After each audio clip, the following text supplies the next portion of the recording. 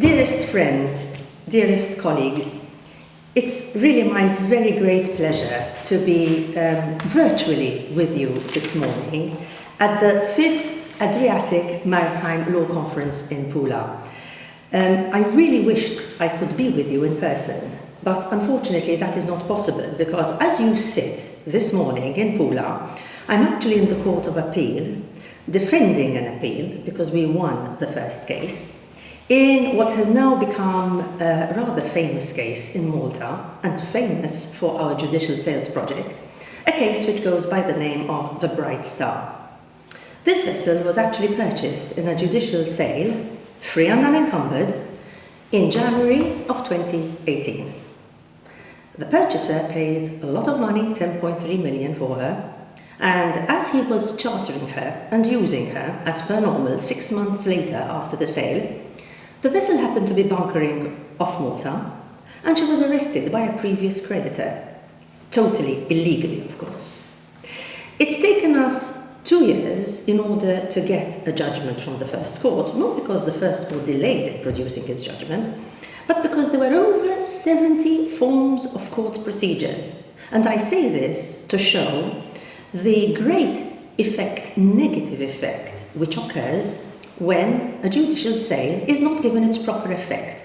This was a regularly held judicial sale with all the proper notices according to Jamaican law, and where even according to Maltese law, once a vessel is sold free and unencumbered in a judicial sale by auction, the purchaser buys free and unencumbered, and the creditors, of course, then need to get paid out of the proceeds of the vessel. As it turned out in Jamaica, the Jamaican court had even reserved $1 million for the creditor. But the creditor, for whatever reason, decided to rearrest the vessel in the hands of the new owners. The Maltese court's first court of appeal would not have it and said that it was dangerous to even allow this sort of thing to occur because it disrupts the peace, the calm with which international trade is conducted. It is an enormous spoke in the wheels to international trade, and consequently it was vital for international judicial sales to be given full effect, and when there is a free and unencumbered title passed to the purchaser in a judicial sale by auction, then it is fundamental that that right is given full effect. However, unfortunately, the other side have appealed, and so on Thursday, as you sit here at this moment, I am in the Court of Appeal. And of course, this actually brings to life, it really underlines the importance of the project, which the CMI has with great pleasure presented to UNCITRAL in the form of the Beijing draft.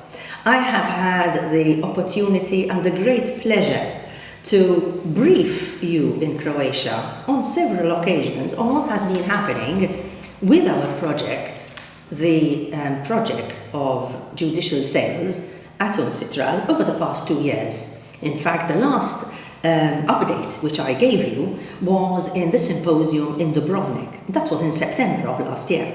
However, since September to today, it is my absolute pleasure, great pleasure, to be able to confirm to you that when we went to New York in the 40th session in February of this year, the working group succeeded actually in finalizing a consideration of the draft of all the articles, and there was an agreement on the draft.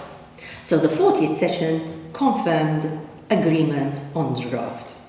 And what does that really mean in terms of the way in which UNCITRAL works? As I am sure so many of you have had experience to know that once a draft convention is actually agreed by the working group, that convention, the draft convention, is then presented to the Commission. And that, ladies and gentlemen, is the stage that we are at the moment.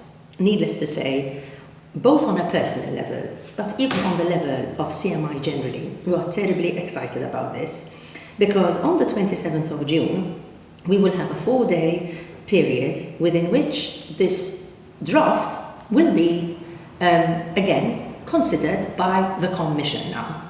and we are really hoping that the Commission will approve this draft.